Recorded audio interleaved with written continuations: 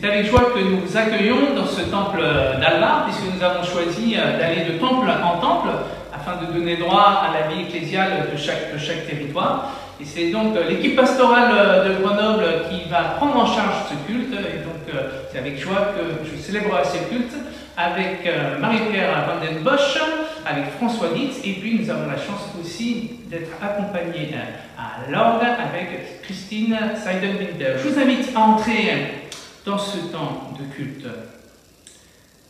Voici venu le temps de reposer nos vies dans la parole. Voici venu le temps de donner de l'espace à notre prière. Voici venu le temps d'accueillir la présence qui nous bénit.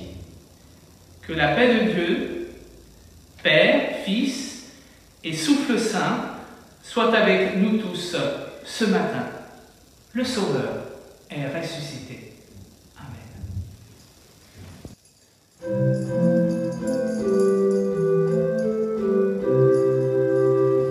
Le Sauveur est ressuscité. Alléluia, Alléluia. En lui c'est quelle humanité. Alléluia, Alléluia.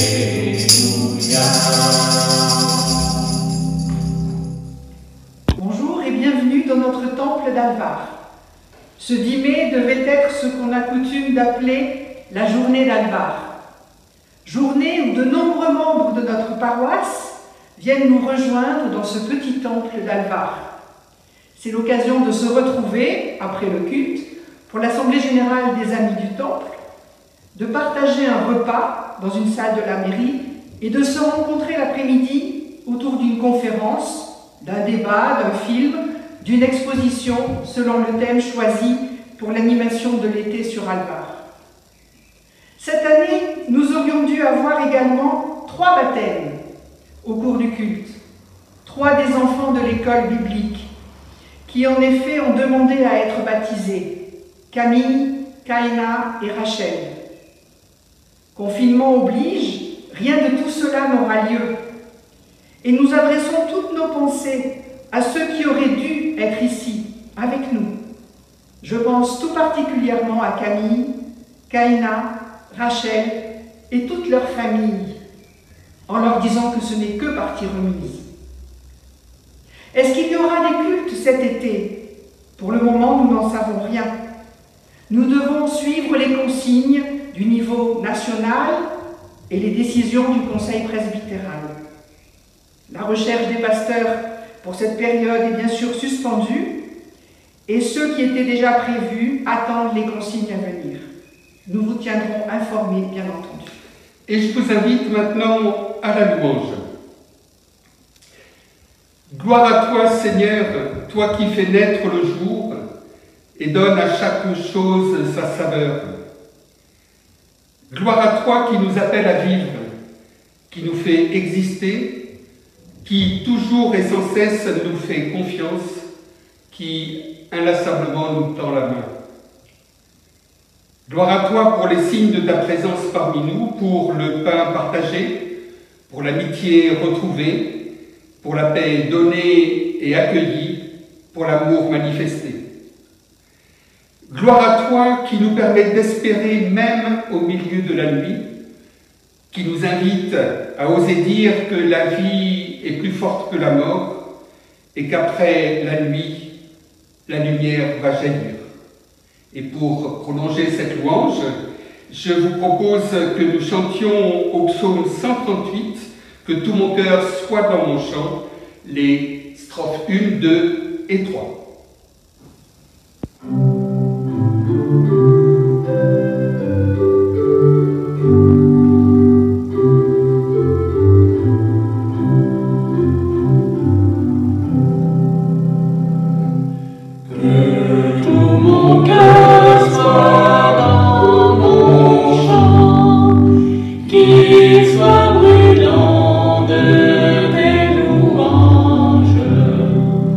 Je te rends grâce en ta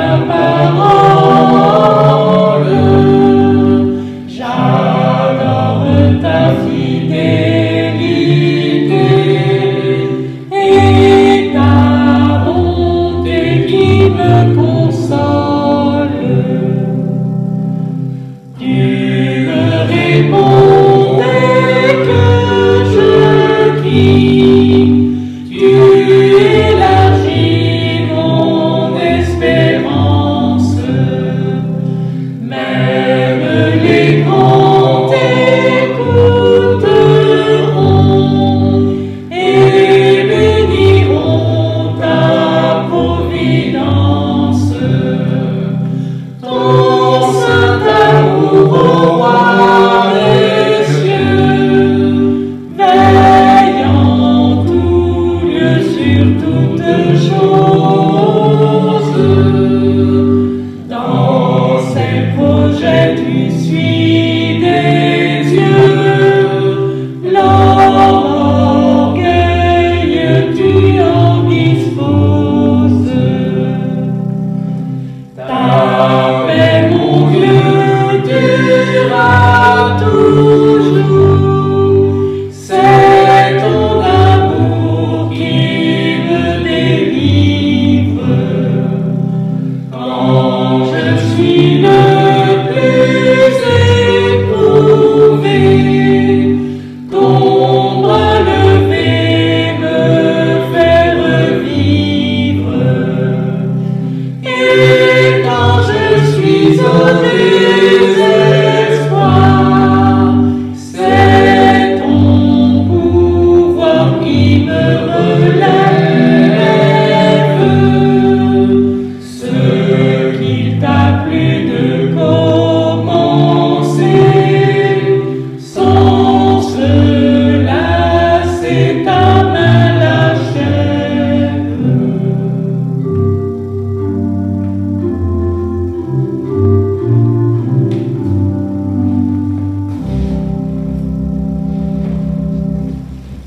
Et maintenant, c'est le temps de remettre nos fautes dans ce temps de repentance. Combien de fois vivons-nous devant toi comme si tu étais un juge et nous des débiteurs, comme si tu étais un Dieu lointain et indifférent, comme si tu n'étais pas venu nous rejoindre dans la personne de Jésus. Combien de fois vivons-nous devant toi comme devant un faux Dieu, une idole. Tu nous appelles mes enfants, mais nous oublions que tu es d'abord notre Père. Combien de fois vivons-nous devant les autres comme s'ils étaient des ennemis, des adversaires ou des étrangers? Combien de fois regardons-nous l'autre avec pitié ou avec mépris, avec envie ou avec rancœur? Comme si celui qui croise notre chemin n'avait rien d'insemblable. Lui, notre prochain, nous appelle « mes frères », mais aucune réponse ne sort de notre bouche. Et alors nous oublions qu'il est d'abord un frère à aimer. Combien de fois laisserons-nous notre vie se replier, notre cœur se fermer à Dieu qui est un Père et à notre prochain qui est un frère? Seigneur, Père et Frère, pardonne-nous. Et voici l'annonce du pardon, toute simple. J'ai effacé tes transgressions comme une nuit épaisse, et tes péchés comme un nuage, dit l'Éternel. Reviens à moi, car je t'ai racheté. Ainsi, assurés du pardon de Dieu, nous pouvons écouter sa volonté pour nos vies, avec ce passage de l'évangile de Matthieu au chapitre 5. On n'allume pas une lampe pour la mettre sous le boisseau, mais on la met sur le chandelier et elle éclaire tous ceux qui sont dans la maison. Que votre lumière luise ainsi devant les hommes, afin qu'ils voient vos œuvres bonnes et qu'ils glorifient votre Père qui est dans les cieux. Et nous chantons « Gloire à toi qui nous rend vainqueurs ».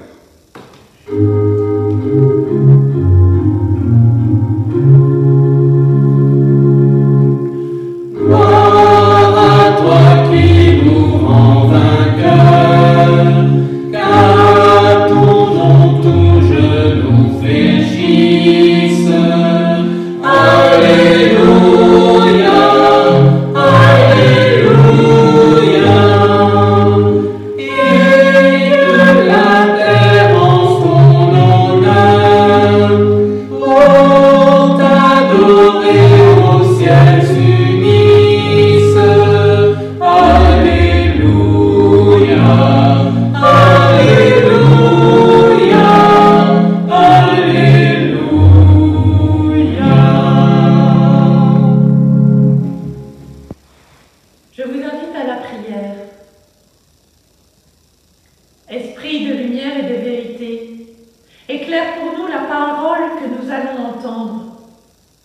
conduis-nous dans la vérité.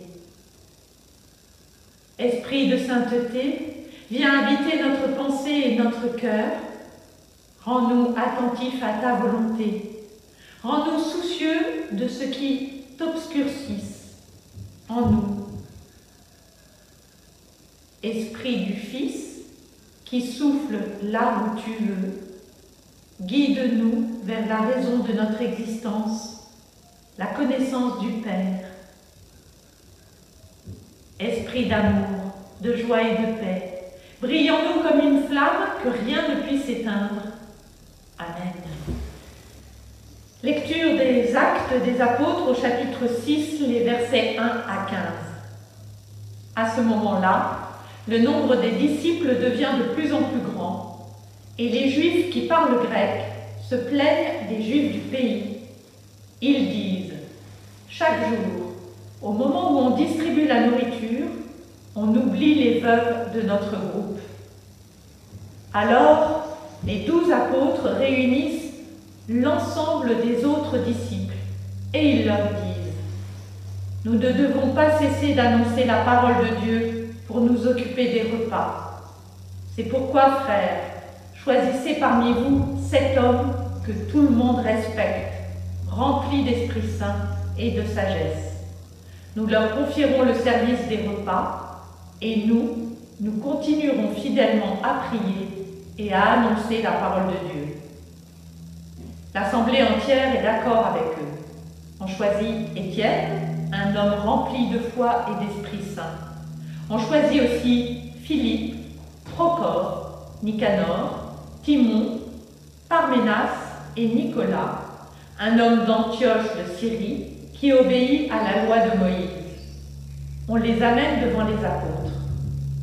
Les apôtres prient pour eux en posant les mains sur leur tête. La parole de Dieu est de plus en plus connue. À Jérusalem, il y a de plus en plus de disciples. De très nombreux prêtres juifs croient en Jésus. Dieu a donné à Étienne sa force et son amour.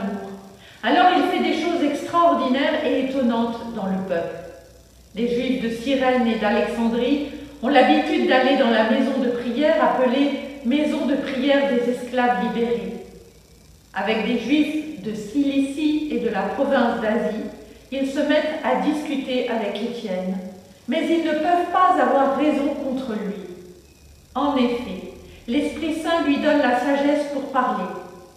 Alors il paie des gens pour qu'ils disent « Nous avons entendu Étienne parler contre Moïse et contre Dieu. » Ainsi, ils excitent le peuple, les anciens et les maîtres de la loi.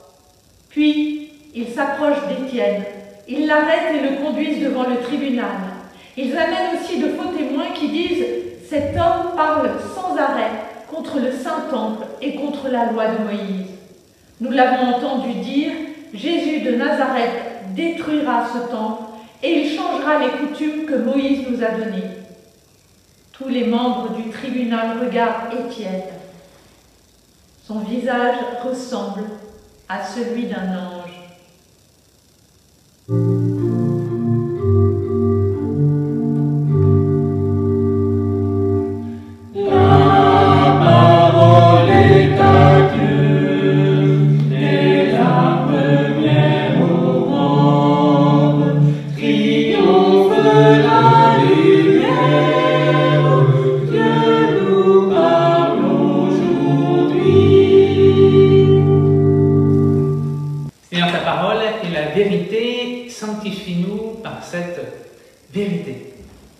Comment qualifier la situation de cette première église chrétienne à Jérusalem? Comment qualifier sa situation? Je pense qu'on peut la qualifier avec ce mot, une église en état de crise. En état de crise parce que d'abord elle doit faire face évidemment à l'opposition d'abord des juifs qu'on pourrait qualifier de fanatiques. Un des premiers fanatiques, ça va être le futur apôtre Paul, Saül, qui va persécuter les premiers chrétiens au nom de sa foi juive. Église aussi en état de crise parce qu'elle est confrontée bien évidemment aussi à l'Empire romain qui voit d'un mauvais œil cette nouvelle spiritualité, cette nouvelle religion qui a propension à devenir universelle, et bien sûr, cela fait peur aux Romains. Mais une Église également qui est en situation de crise théologique. Deux grandes questions balayent le début de ce temps des Actes des Apôtres. La première question, fondamentale, est-ce que le Christ est venu annoncer la bonne nouvelle seulement pour les Juifs, ou est-ce que le Christ est venu annoncer la bonne nouvelle aussi pour les non-Juifs? Question qu'il va falloir trancher et que l'Église va trancher, oui. La bonne nouvelle est aussi destinée aux païens, est aussi destinée aux non-juifs. Et puis, une fois que cette question-là est admise, oui, l'Évangile est aussi pour les non-juifs, est-ce que les non-juifs doivent prendre à leur compte toute la ritualité juive, et notamment ce qui est au cœur de la ritualité juive, la circoncision? Est-ce que les chrétiens non-juifs doivent-ils être circoncis? Donc, grave question, qui va être tranché aussi, c'est le cas de le dire, puisque les nouveaux chrétiens ne devront pas être heureusement circoncis. Donc voilà, une église aussi en état de crise théologique. Et puis on pourrait dire aussi une église en état de crise, parce qu'elle est en pleine croissance, et on le sait, notamment une entreprise qui est en train de croître est confrontée souvent à un moment difficile de sa croissance, un moment où on passe d'un statut à un autre, où on passe du statut d'une petite PME, d'une start-up, à un statut de plus grande entreprise. Et là, il y a un moment difficile, il faut s'adapter, il faut concevoir l'organisation de l'Église de manière différente, et quelquefois, certaines entreprises, certaines sociétés ne résistent pas à cet état de crise-là. Donc, vraiment, je le crois, la première église chrétienne, une église en état de crise. Et pour comprendre ce qu'est cet état de crise, je veux avec vous faire référence à la pensée chinoise, une fois n'est pas coutume, qui est une pensée très profonde, très conceptuelle. Vous savez qu'en Chine, il n'y a pas d'alphabet, hein, ce sont des idéogrammes qui sont utilisés pour organiser la pensée, et chaque idéogramme est un concept en soi. Et pour dire ce concept de crise, les Chinois utilisent deux idéogrammes. Le premier idéogramme dit que la crise est de l'ordre d'un danger, et le deuxième idéogramme dit que la crise est de l'ordre d'une opportunité. Alors, je trouve ça tout à fait intelligent et très profond. Un état de crise est un état de danger, un état de crise est aussi un état d'opportunité. Et donc cet état de crise auquel est confrontée la première Église chrétienne est à la fois un état de danger, danger d'être arrêté quand on est chrétien, danger d'être persécuté, et Étienne, on le sait, va être arrêté, va être menacé, va être mis à mort, figure christique, mais aussi moment d'opportunité pour l'Église, et bien de penser son rapport au monde de manière différente, et puis à cause de la persécution, possibilité, opportunité pour l'Église d'aller témoigner l'Évangile dans tout le pourtour de la Méditerranée et au-delà, éloge de la diaspora. Et d'une certaine manière, on pourrait presque dire, paradoxalement, éloge de la persécution qui va pousser les disciples à annoncer l'Évangile dans le monde entier, obéissant par cela à l'injonction de Jésus-Christ d'aller de toutes les nations, et parmi toutes les nations, faites des disciples. Moment de crise qui nous est attesté dans ce texte des Actes des Apôtres que Marie-Pierre nous a relu aujourd'hui. Crise parce qu'une partie de la communauté, le groupe des Juifs hellènes, revendique que ces veuves soient servies de la même manière que les veuves juives, a priori, dans l'organisation des repas, dans l'organisation de la distribution alimentaire, dans l'organisation de la diaconie, dirions-nous aujourd'hui avec nos mots d'aujourd'hui. Il semble que les veuves grecques, d'origine grecque, juives grecques, soient lésées. Et ce qui est très beau, c'est que l'Église prend en charge cette demande. L'Église prend en charge cette question. Et l'Assemblée des disciples est réunie, même plus largement que l'Assemblée des disciples, l'ensemble de la communauté est réunie, et on essaye de solutionner la question. Et finalement, adaptation, tant d'opportunités à ce moment de crise, il apparaît que la meilleure réponse est d'organiser, de mettre en place un nouveau ministère, un ministère qui n'existait pas, le ministère de diacre. Il faut que certains continuent à prêcher l'Évangile, c'est une priorité, et il faut continuer à le faire, mais il faut aussi donner part à ce service diaconal qui prend de plus en plus d'importance, et donc il faut mettre en place un nouveau ministère qui va devenir le ministère ministère diaconal. Donc vous voyez, on a vraiment, avec ce texte biblique, l'exemple de ce que je vous disais, moment de crise, et là il s'agit d'une crise ecclésiale, hein, tension au sein de l'Église, tension qui est résolue par une écoute attentive et par l'imagination, l'invention d'un nouveau ministère, le ministère de diacre. Il semble que cette crise soit liée à une mauvaise distribution des biens au sein de la société, qui est cette Église naissante, mais pas seulement, parce que quand on regarde qui sont les diacres destinés pour ce service, il semble bien que la plupart d'entre eux soient justement des juifs hellènes. Et donc ce qui se joue dans cette demande, c'est aussi une demande de reconnaissance de la part du groupe des juifs hellènes par rapport au groupe des juifs de Jérusalem. Et donc il semble bien que dans cette affaire-là, il y ait un rapport de force, un rapport d'autorité, une volonté de reconnaissance de la part d'un certain groupe de la communauté vis-à-vis de l'ensemble de la communauté.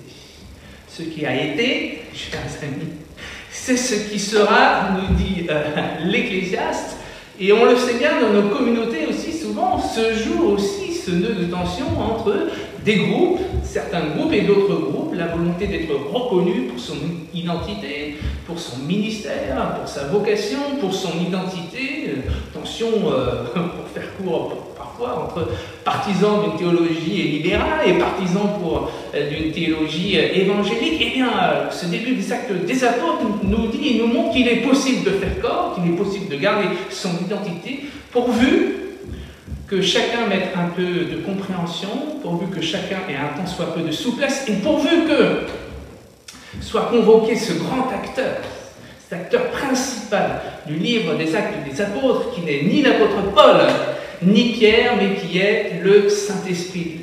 Le livre des Actes des Apôtres est vraiment le livre du Saint-Esprit. Et ce qu'on nous dit d'Étienne, c'est que c'est un homme de foi, bien sûr, et c'est aussi un homme qui est rempli d'Esprit Saint. Voilà une église parfaitement organisée, chacun à sa place, il y a des diacres d'un côté, il y a des prédicateurs de l'autre, et le troupeau est bien gardé. Et bien, chers amis, voilà que ça se complique, puisque le diacre par excellence, Étienne, se met à parler, se met à prêcher, et donc ce diacre par excellence est aussi un prédicateur par excellence. Voici que le Saint-Esprit brouille nos organisations rationnelles, nos organisations d'église, pour nous faire le servir là où il souhaite que nous le servions. Éloge aussi de la souplesse dans nos organisations. Oui, il faut sans doute être organisé, c'est une manière rationnelle et intelligente d'être au monde, mais il faut quelquefois savoir aussi faire fi de cette organisation pour être disponible au souffle de l'Esprit. Et je reformule ce néologisme que j'ai créé, je peux dire comme ça, nous sommes appelés à être des apôtres et des diacres, nous sommes donc appelés à être des diapôtres.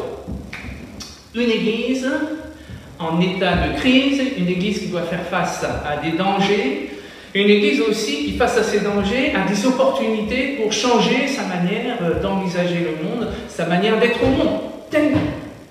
Et aussi, je le crois, la situation de notre Église aujourd'hui, de l'Église universelle, de notre Église de Grenoble, alors que nous sommes dans un temps de confinement qui nous oblige à réinventer notre manière d'être Église, de réinventer notre organisation, et peut-être aussi, il faut l'accepter, être à l'écoute de l'Esprit, à réinventer pour une part certains de nos ministères. Préalable à ce temps de changement et de créativité. Premier préalable, nous allons sortir de ce confinement. Mais il ne faudrait pas croire que ce confinement a juste été un temps de pause et que nous allons reprendre notre vie d'église et notre vie de citoyen, d'Alvar, de Grenoble, de Mince, de la même manière, je ne le crois pas, de la même manière que l'on sort d'une maladie changée, on ne sort pas nous-mêmes d'une maladie, ne serait-ce parce qu'on a produit des anticorps qui nous permettent de résister bien mieux à la prochaine attaque de virus. Mais quelquefois, on sort aussi d'une maladie transformée à cause des cicatrices qui nous restent, à cause des cicatrices physiques, mais aussi des cicatrices psychologiques. Donc, vraiment ne pas croire, en tout cas ne pas vouloir que ce temps de déconfinement nous ramène à un temps identique à celui du pré-confinement. Deuxième remarque, et celle-là m'est donnée par ce très bon journal qui est le journal Réforme, dans lequel il y a eu, de la part d'Antoine Nuis, ce bibliste qui a fait notamment un commentaire du Nouveau Testament, qui est aussi bien sûr pasteur, à propos du livre de Job sur l'origine du mal. Réflexion assez troublante, qui nous dit que un des amis de Job, devant le mal qui l'atteint, lui dit certainement, argument classique, si cela t'est arrivé alors que tu avais tout pour toi, tu avais une famille, tu étais riche, tu avais des biens, tu avais des enfants, si le malheur est arrivé sur toi, certainement c'est que tu as commis quelque chose de mal. Qu'as-tu commis de mal? Et le texte nous le dit, Job n'a commis aucun mal. Voilà, le mal est advenu sur lui. Voilà, il a dû faire avec. Nous pouvons avoir aussi, nous, la tentation en ce temps de confinement, alors que nous sommes attaqués par ce virus, de dire, de chercher une origine à ce mal. Certainement, ce virus est la conséquence de nos actes. Certainement, le virus est la conséquence du fait que nous mangeons des animaux. Certainement, ce virus est la conséquence que nous avons attaqué la planète. Certainement, ce virus est la conséquence que nous avons fait telle chose de mal. Et curieusement, et c'est curieux, nous reprenons la vieille argumentation reprise par l'ami de Job. Il y a forcément une origine rationnelle et cohérente au mal. Eh bien, le livre de Job nous dit que non, sinon que, et là c'est très troublant, que celui qui a voulu ce mal sur Job, c'est le Satan, c'est le tentateur, et donc de chercher toujours une origine du mal, c'est troublant, hein, je vous le confesse, c'est d'une certaine manière reprendre l'argumentation de Satan. Donc assez, tout de même, assez troublant. Et la troisième remarque, oui, c'est que nous ne pouvons pas revenir de la même manière à ce temps du pré-confinement. Et une idée que nous donne, je le crois, ce temps de confinement, c'est qu'il faut nous laisser ralentir. Ce temps de confinement a changé nos modes de vie, a changé nos relations au temps et de fait nos relations aux autres. Et pour certains, c'est peut-être difficile de se retrouver avec plus de temps à faire face à soi-même, à faire face à ses proches, alors qu'on n'a plus l'habitude de faire face à ses proches au quotidien, et cela est quelquefois, oui, déroutant et même difficile. Mais je crois que c'est une grâce qui nous est proposée de justement se reposer la question du temps et de nous laisser ralentir dans nos vies, dans cette société où on veut que tout aille toujours plus vite, plus haut, plus fort. Hein. C'est la devise des Jeux Olympiques qui ont été remis à l'année prochaine. Prenons le temps. Et de rompre avec cette logique de l'accélération du temps pour retrouver un temps plus lent, à nous laisser ralentir, pour nous permettre de nous poser, de réfléchir, pour nous permettre d'avoir des temps de vision et de réflexion. Et je fais écho là à un courant spirituel qui est né il y a quelques années aux États-Unis, c'est le courant de la slow church. Vous savez, il y a fast food, slow food, et aux États-Unis, un certain nombre de personnes disent voilà, il serait peut-être temps de passer à la slow church. On arrête de vouloir toujours multiplier les activités, d'être toujours vraiment dans le rythme de la société, et on devient une église un peu plus lente. On se pose, on prend le temps de se rencontrer, on prend le temps de se parler, et tant pis s'il n'y a pas de résultats concrets. Peu importe, l'essentiel se passe autre part. C'est pas seulement prendre le temps du sabbat, parce qu'on peut aussi vivre, voilà, je m'accorde un temps de sabbat une fois, un jour par semaine, et puis le reste de la semaine, je suis à fond et j'accélère. Et je condense en 6 jours ce que j'aurais pu faire en 7 jours. Non, c'est pas ça. C'est plus profond de ça, c'est que je change, et en tant qu'Église, nous essayons de changer notre rapport au temps, et peut-être même notre manière d'être Église. Alors j'espère que ce temps de crise que nous avons à vivre, qui est un temps de danger que l'Église d'élite, mais qui peut être aussi un temps d'opportunité pour revisiter nos manières d'être Église, soit un temps béni par nous. Pour cela, il nous faut être à l'écoute les uns des autres. Pour ça, il nous faut, je le crois, beaucoup de souplesse, et pour ça, il nous faut être à l'écoute de l'Esprit Saint, puisque ce livre des Actes commence par ce moment où Jésus, dans la chambre haute, souffle sur ses disciples son Esprit Saint. Que Dieu nous donne cette grâce de souffler son Esprit sur chacune de nos vies et sur son Église. Amen.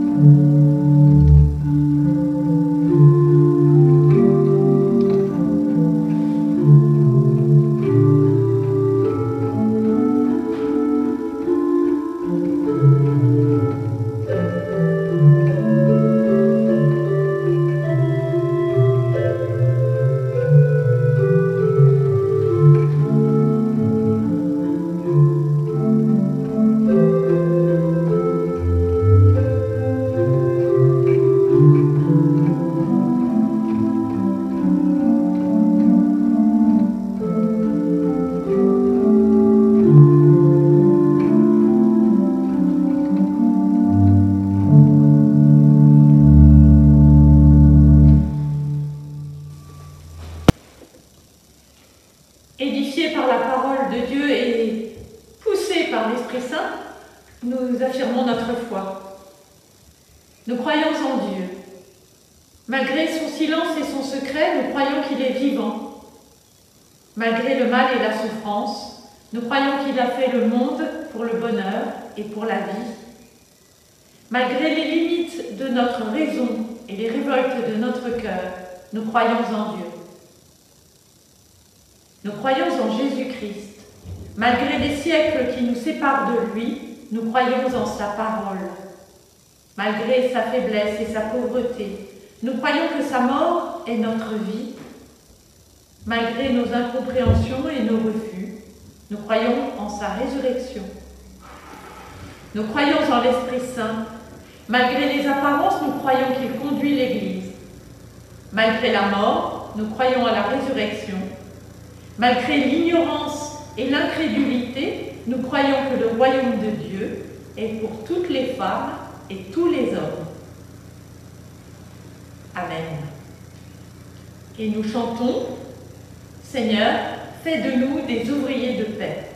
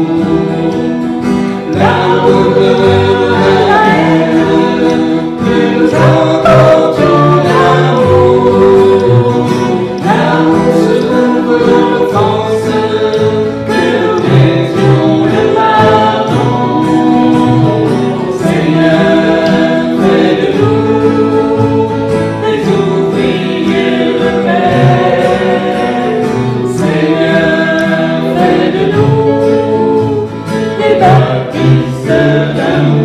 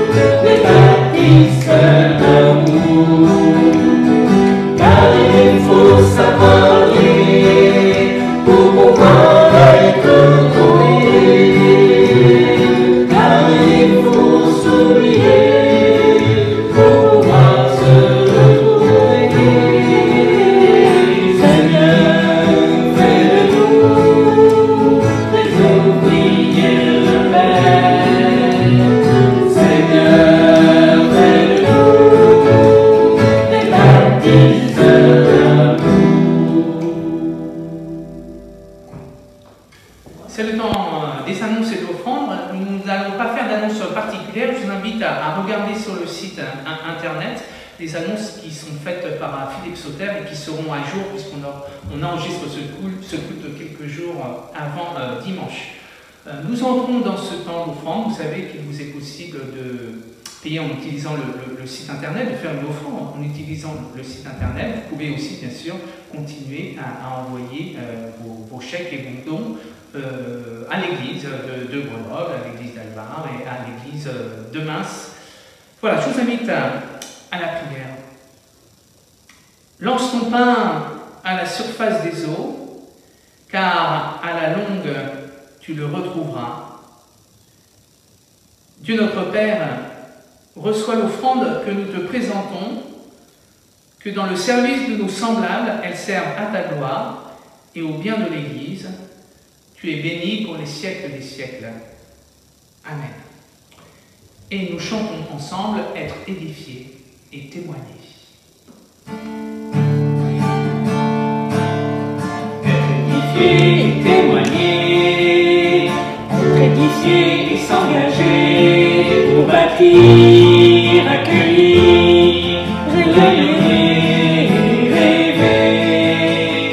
Être édifié et témoigner, être édifié et s'engager pour porter et servir nos frères d'humanité.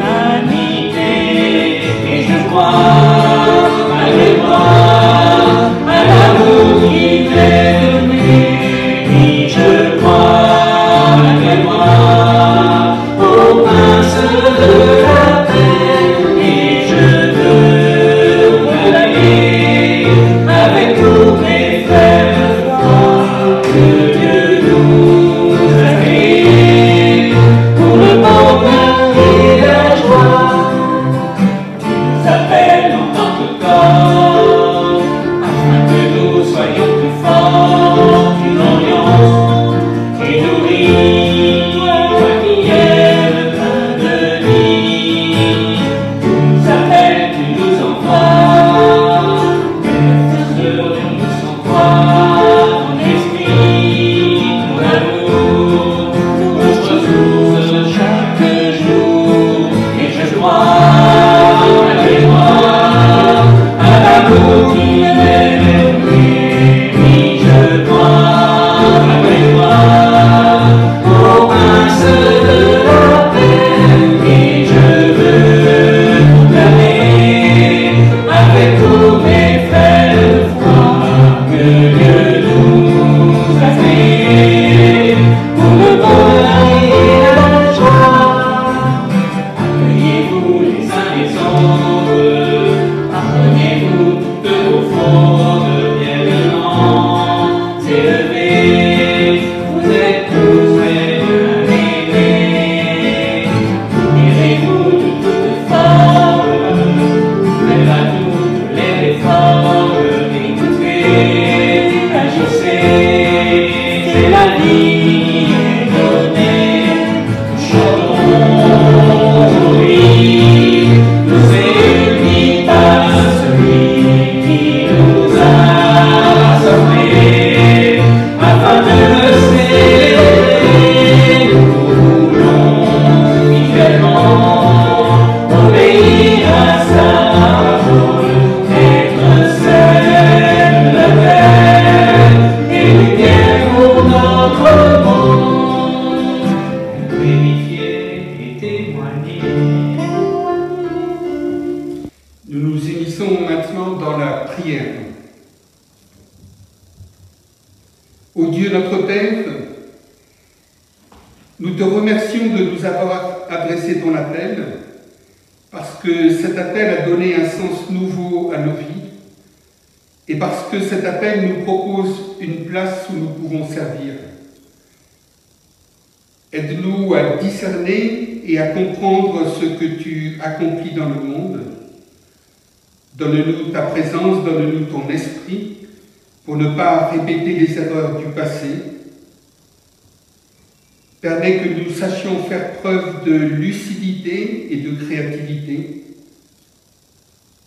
comme toutes les autres crises que notre monde a connues, cette crise remet en cause notre manière de vivre en société, notre manière de faire Église. Les premiers chrétiens avaient dû affronter eux aussi ce temps de crise. Nous l'avons relu aujourd'hui dans le livre des Actes des Apôtres, et ils ont su s'adapter. Alors Seigneur, donne-nous la grâce à nous aussi de pouvoir nous adapter, afin que nous soyons porteurs de la bonne nouvelle de ton évangile, de la meilleure des manières possibles. Oui Seigneur, pour cela nous avons besoin que tu souffles sur nous ton Esprit Saint. Montre-nous dans nos vies personnelles, montre-nous dans nos vies d'Église quelles sont les vraies questions, ce qui devrait être premier et ce qui est accessoire. Nous voulons te prier tout spécialement pour celles et ceux à qui il semble impossible ou insoutenable de placer leur confiance en toi. Dieu notre Père, augmente notre amour pour notre prochain, quel qu'il soit. Fais de nous et fais de nos églises des églises pour les autres et des églises pour toi. Montre-nous comment vivre une vie plus conforme à ta volonté. Et avant de dire la prière de Jésus, le Notre Père, je vous invite à prendre quelques instants de silence pour remettre à Dieu peut-être ceux qui nous sont proches, ceux qui sont dans le doute, ceux qui sont dans la difficulté.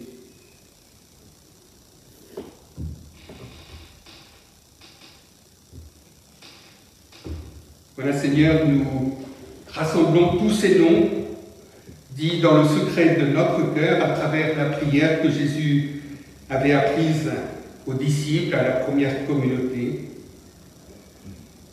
Notre Père, qui es aux cieux, que ton nom soit sanctifié, que ton règne vienne, que ta volonté soit faite sur la terre comme au ciel. Donne-nous aujourd'hui notre pain de ce jour. Pardonne-nous nos offenses, comme nous pardonnons aussi à ceux qui nous ont offensés. Et ne nous laisse pas entrer en tentation, mais délivre-nous du mal, car c'est à toi qu'appartiennent le règne, la puissance et la gloire, pour le siècle des siècles. Amen. C'est le temps de l'envoi et de la bénédiction. Joie pour les humbles, Dieu vous destine son royaume. Joie pour ceux qui pleurent, Dieu vous apporte consolation. Joie pour les non-violents, Dieu vous confie la possession du monde. Joie pour les affamés, assoiffés de justice, Dieu vient vous consoler. Joie pour ceux qui ont la compassion, Dieu aura la compassion de vous. Joie pour ceux dont le cœur est limpide, Dieu s'offrira à vous. Joie pour ceux qui produisent la paix, Dieu vous reconnaîtra comme ses fils et ses filles. Joie pour ceux qui subissent la persécution à cause de la justice, Dieu vous destine son royaume. Que le Dieu de l'espérance vous remplisse de toute joie et de toute paix dans la foi, afin que vous débordiez d'espérance par la puissance de l'Esprit Saint. Allez dans la joie et dans l'espérance qui vous est donnée. Amen. Amen.